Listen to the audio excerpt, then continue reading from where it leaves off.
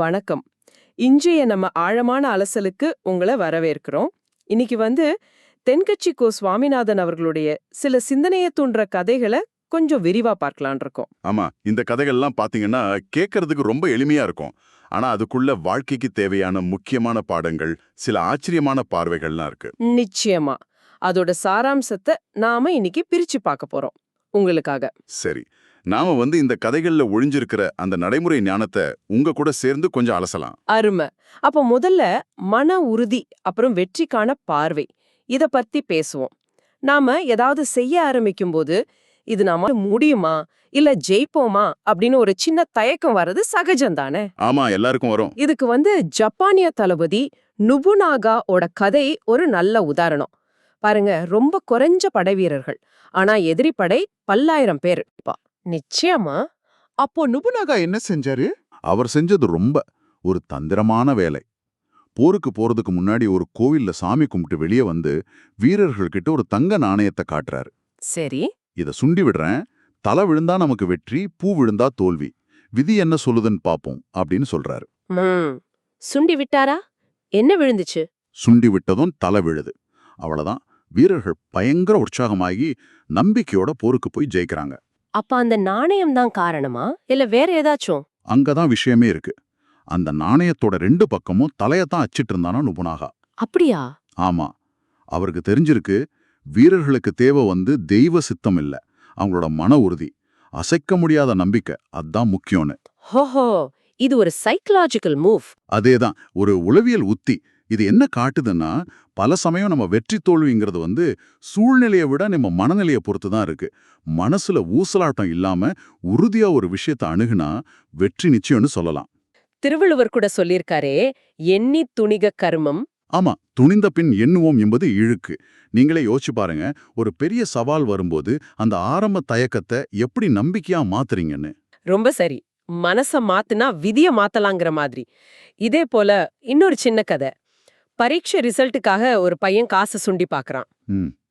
என்னடா பண்றேன்னு கேட்டா, பாஸா ஃபெயிலான்னு பாக்கல, அப்பா திட்டுவாரா அடிப்பாரான்னு பாக்குறேன்னு சொல்றானா. இதுவும் ஒரு வித மனநிலை தானே, பயம் கலந்த ஒரு எதிர்பார்ப்பு. ஆமா, அதுவும் ஒரு மனமனலா. பயம் நம்ம பார்வை எப்படி மாத்துது பாருங்க.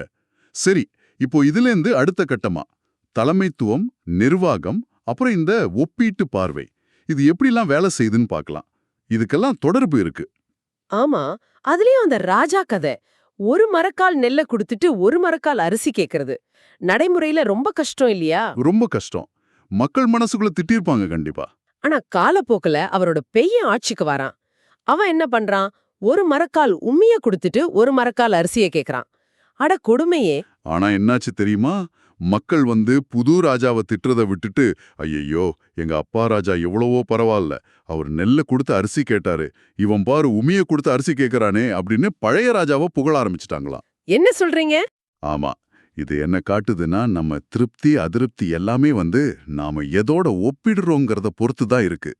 நிலைமை இன்னும் மோசமாகும் போது முன்னாடி இருந்த கஷ்டம் கூட பரவாயில்லன்னு தோணிடும். அப்போ ஒரு தலைவரோட பேரு அவங்க செய்யறத மட்டும் பொறுத்ததில்ல, அவங்கள யாரோட ஒப்பிடுறாங்கங்கிறதும் முக்கியம்னு சொல்றீங்களா? மகன் செஞ்சது ஒரு மாதிரி தந்திரமா கூட தெரியுதே. இருக்கலாம், ஒரு ராஜதந்திர உத்தியா இருக்கலாம். லெசர் ஆஃப் டூ ஈவல்ஸ்னு சொல்ற மாதிரி. இது நிர்வாகத்திலையும் பொருந்தும். சரி, இதே நிர்வாகம் சம்பந்தமா இன்னொரு கதை. லஞ்சம் வாங்குற அந்த அதிகாரி. ஆமா ஆமா, ராஜா திருத்த முயற்சி பண்றாரு, முடியல. கடைசியில கோவப்பட்டு போய் கடற்கரையில நின்னு ஒரு நாளைக்கு எவ்வளவு அலை அடிக்குதுன்னு எண்ணிட்டு வான்னு அனுப்பிடுறாரு. இதுல எப்படி லஞ்சம் வாங்க முடியும்னு எல்லாரும் நினைக்கிறாங்க. ஆனா அந்த ஆள் சும்மா இல்ல. என்ன பண்ணாரு?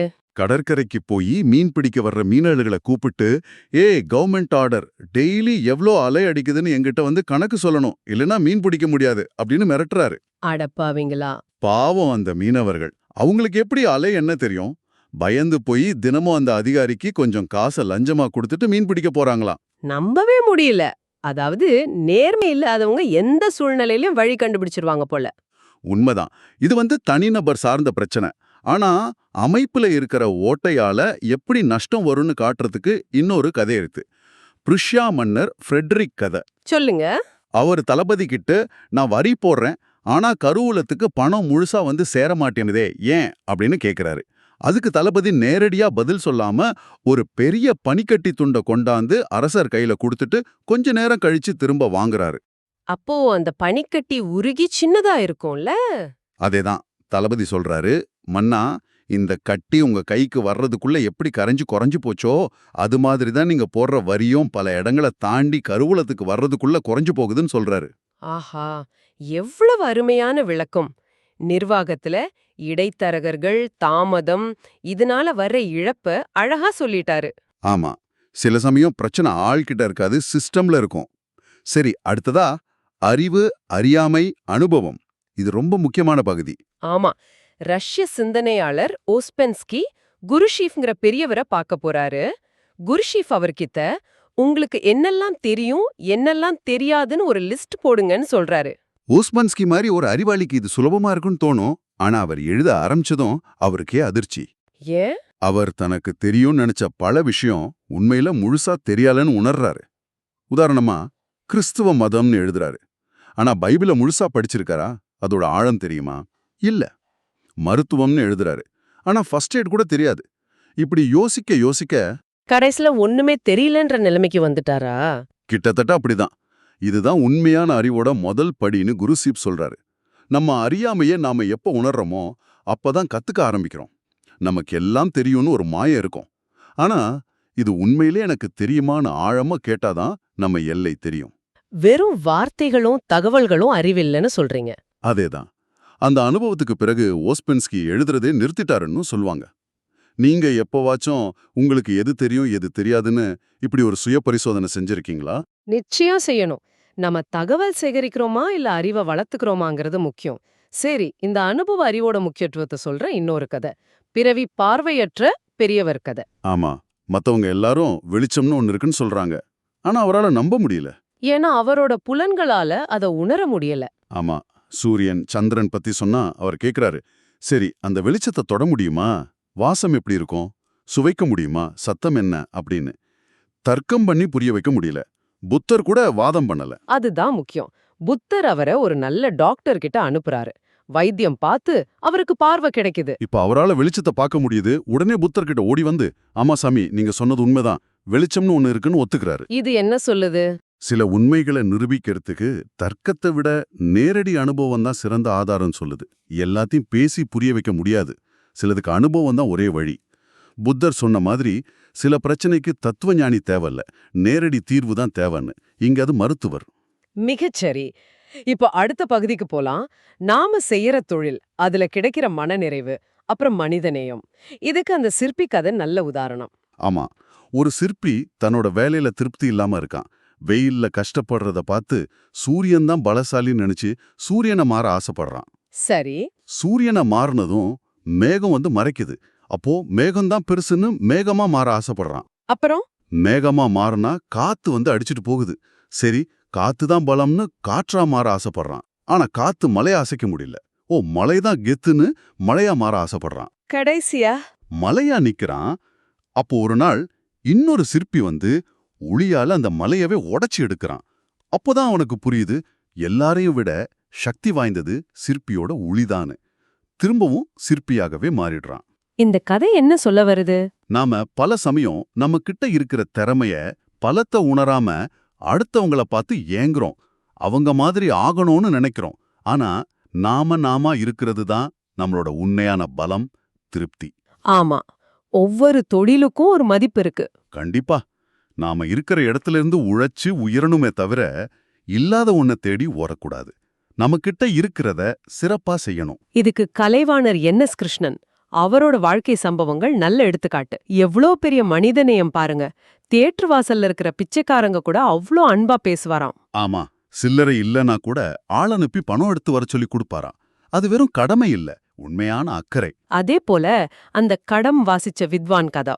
ஆமா, ஒரு கச்சேரியில மத்தவங்களுக்கு சின்ன பரிசு கொடுத்தப்போ கடம் வாசிச்சவருக்கு மட்டும் பெரிய வெள்ளிக்கோப்பைய பரிசா கொடுக்கறாரு. எல்லாரும் ஆச்சரியப்படுறாங்க. ஏன் அப்படி செஞ்சாரு?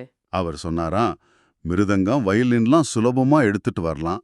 ஆனா இவ்ளோ பெரிய மண்பான கடத்த பஸ்லயும் ட்ரெயின்லயும் உடையாம இவ்வளவு தூரம் பத்திரமா கொண்டாந்து வாசிச்சாரே, அந்த சிரமமும் சாமர்த்தியமும் சாதாரணமா, அத பாராட்டுறேன் அப்படின்னாராம். எவ்ளோ நுணுக்கமான பார்வை. வெறும் வாசிப்பு மட்டும் பார்க்காம அதுக்கு பின்னாடி இருக்கிற உழைப்ப பார்க்கறது. அதான் உண்மையான மனிதநேயம். மத்தவங்களோட கஷ்டத்தை புரிஞ்சுக்கிறது, சின்ன முயற்சியை கூட அங்கீகரிக்கிறது. புகழுக்காக இல்லாம உண்மையா வாழ்ந்திருக்காரு கலைவாணர். சரி, அடுத்ததா ஒரு சுவாரஸ்யமான விஷயம். நடைமுறை அறிவுக்கும் புத்தக அறிவுக்கும் உள்ள வித்தியாசம். இதுக்கு அந்த படிச்ச பொண்ணு கதை சரியா இருக்கும். ஆமா, வெளிநாட்டுல படிச்சு வசதியா இருக்கிற ஒரு பெண் புதுசா வாங்கின ஒரு சமையல் மெஷினை அதோட மேனுவலை பார்த்து அசெம்பிள் பண்ண முடியாம ரொம்ப கஷ்டப்படுறாங்க. ம், ஆனா அதே வீட்ல வேலை செய்யற எழுத படிக்க தெரியாத சமையல் அம்மா அந்த மிஷினை கொஞ்ச நேரம் பார்த்துட்டு டக்குன்னு அதை பொருத்தி சமைக்கவே ஆரம்பிச்சிடுறாங்க. அந்த பொண்ணுக்கு ஒரே ஆச்சரியம். உனக்கு எப்படி இது தெரிஞ்சதுன்னு கேக்குறாங்க. அதுக்கு அந்த அம்மா சொன்ன பதில் சூப்பர். அம்மா, படிப்பறிவு இல்லாதப்போ நம்ம மூளைய உபயோகிக்க வேண்டிய கட்டாயம் ஏற்படுதில்ல அப்படின்னு கேட்டாங்களாம். ஹஹா, எவ்ளோ பெரிய உண்மை இதுல இருக்கு. இது புத்தக அறிவை குறைச்சு சொல்றதில்ல, ஆனா தகவலை தெரிஞ்சு வச்சிருக்கிறது வேற, அதை நடைமுறையில பயன்படுத்துற புத்திசாலித்தனம், காமன் சென்ஸ் வேறன்னு காட்டுது. சில சமயம் அனுபவ அறிவு தான் ஜெயிக்கும். சில சமயம் அதிகமா யோசிச்சா கூட சிம்பிள் சொல்யூஷன் தெரியாது போல. ஆமா, இதே விஷயத்த வேற மாதிரி சொல்றது தான் அந்த 4 நிபுணர்கள் கதை. ஒரு வேதாந்தி, ஒரு சங்கீத வித்வான், ஒரு வைத்தியர், ஒரு ஜோசியர், 4 பேரும் வெளியூர் போறாங்க. வழியில சமைச்சு சாப்பிடலான்னு முடிவு பண்றாங்க. ஆளுக்கு ஒரு பொருள் வாங்க போறாங்க. ஆனா என்ன ஆகுது? ஒவ்வொருத்தரும் அவங்க துறை கண்ணாடியை வச்சு உலகத்தை பார்க்கறாங்க. காய்கறி வாங்க போன வைத்தியர் இது பித்தம், இது வாதம், இது சூடுன்னு சொல்லி எதையும் வாங்காம வராரு. அடடா. எண்ணெய் வாங்க போன வேதாந்தி தொன்னைக்கு என்ன ஆதாரமா, எண்ணெய்க்கு தொன்னை ஆதாரமான ஆராய்ச்சி பண்ணி கையில இருந்தே எண்ணெயும் கூட்டிட்டு வெறுங்கையோட வராரு. ஜோசியர். அவர் வழியில ஒருத்தருக்கு குறி சொல்ல ஆரம்பிச்சு அதுலயே மூழ்கி கடா சாத்துற வரைக்கும் வரவே இல்ல. கடைசியில கிடைச்சத வச்சு சமைக்க ஆரம்பிச்ச சங்கீத வித்வான் பானை குதிக்கிற சத்தத்துல தாளம் போட்டு பானையவே உடைச்சிடுறாரு. இது ரொம்ப காமெடியா இருக்கு. ஆனா இதுல ஒரு எச்சரிக்கை இருக்குல்ல? கண்டிப்பா இருக்கு. ஒரு துறையில நீங்க எவ்வளவு பெரிய நிபுணரா வேணா இருக்கலாம், ஆனா அதுவே உங்க புது அறிவை மழுகடிச்சிடக்கூடாது. அன்றாட வாழ்க்கைக்கு தேவையான விஷயங்களை கூட செய்ய முடியாம போயிடக்கூடாது. அதாவது எல்லா சூழ்நிலைக்கும் ஒரே பார்வை உதவாது. நிச்சயமா. வைத்தியர் கடையில போய் குணம் பார்க்கக்கூடாது, வேதாந்தி என்ன கடையில தத்துவம் பேசக்கூடாது. சூழலுக்கு ஏத்த மாதிரி நம்ம அணுகுமுறை மாறணும். ரொம்ப தெளிவான பாடம். சரி, கடைசியா கோபம், மன அமைதி, உடல் நலம் இத பத்தி பேசுவோம். இது ரொம்ப முக்கியம். கோபப்படுறவங்களுக்கு ஆயுசு கம்மியா, சிரிக்கிறவங்களுக்கு கூடமா? அது விஞ்ஞான உண்மையே. கோபங்கிறது மத்தவங்களுக்கு கொடுக்கிற தண்டனையை விட நமக்கு நாமே கொடுத்துக்கிற தண்டனைன்னு சொல்றது ரொம்ப சரி. ஏன் அப்படி? பெரும்பாலும் கோபங்கிறது நம்ம இயலாமையோட வெளிப்பாடு தான். ஒரு விஷயத்தை சரியா செய்ய தெரிஞ்சவங்க இல்ல சமாளிக்க தெரிஞ்சவங்க அதிகம் கோவப்பட மாட்டாங்க. கத்துறதாலேயோ பொருளை தூக்கி போடுறதாலேயும் ஒன்றும் ஆக போறதில்ல, டென்ஷன் தான் அதிகமாகும் அங்க. ஆமா, மருத்துவரே இந்த கதையில சொல்ற மாதிரி நம்ம உடம்புக்கு இயல்பா ஒரு பிரஷர் தேவை. அது நார்மலா 140-90க்கு மேல போனா ஆபத்து. இதுக்கு கோபம், பதட்டம், மன அழுத்தம் இதெல்லாம் முக்கிய காரணம். இதுக்கு மருந்து மாத்திரை மட்டும் இல்லாம வாழ்க்கை முறைய மாத்திக்கணும்னு சொல்றாங்க. கண்டிப்பா. அதுக்கு அந்த யோகி சொல்ற ஆரஞ்சு பழ கதை ரொம்ப பொருத்தம். பழத்தோட தோல் கசப்பா இருக்கலாம், ஆனா அதை உரிச்சா உள்ள சொல இனிப்பா இருக்கும். அது மாதிரி வாழ்க்கையில வெளியிலிருந்து வர்ற கஷ்டங்கள், விமர்சனங்கள், தோல்விகள் இதெல்லாம் கசப்பா இருந்தாலும் அதை தாண்டி நம்ம மனசுக்குள்ள போக பழகணும். நம்ம உள் மனசுக்குள்ள. ஆமா, அங்க அமைதி, சந்தோஷம், அன்பு, அறிவுன்னு நல்ல விஷயங்கள் இருக்கு. அந்த உள்ள அமைதியை அடையறதுக்கும் அதை தக்க வச்சுக்கிறதுக்கும் தியானம், யோகா இதெல்லாம் உதவும். கூடவே நல்ல சாப்பாடு, உடற்பயிற்சி, கெட்ட பழக்கங்களை விடுறது இதெல்லாம் ரொம்ப முக்கியம். கோபம் வரும்போது அதை வேறு விதமா கையாள கத்துக்கணும். நிச்சயமா. பாத்திரத்தை தூக்கி எறியறது தீர்வு இல்லை.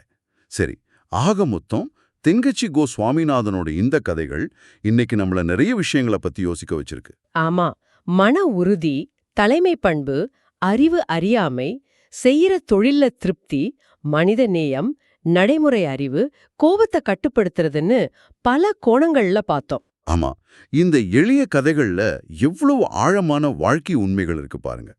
இன்னைக்கு நாம பேசினதுல உங்களை ரொம்ப யோசிக்க வச்ச விஷயம் எது, இல்ல உங்க வாழ்க்கைக்கு உபயோகமா இருக்கும்னு தோணுன பாடம் எதுன்னு நீங்க யோசிச்சு பார்க்கலாம். கடைசியா உங்களுக்காக ஒரு சிந்தனை.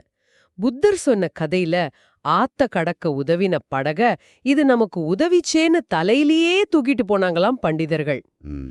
அது மாதிரி சில சமயம் நாமளும் நம்ம வாழ்க்கையில ஏதோ ஒரு இலக்க அடையறதுக்கு உதவியா இருந்த கருவிகளையோ பழக்கங்களையோ இல்ல வழிபாட்டு முறைகளையோ அது இனி தேவைப்படலன்னா கூட அதே இலக்கா நினைச்சு சுமந்துட்டு இருக்கோமா? எதை எப்ப புடிச்சுக்கணும், எதை எப்ப நன்றியோட விட்டுடணுங்கிற தெளிவு நமக்கு இருக்கா? இத கொஞ்சம் ஆழமா யோசிச்சு பாருங்க. மீண்டும் சந்திப்போம்.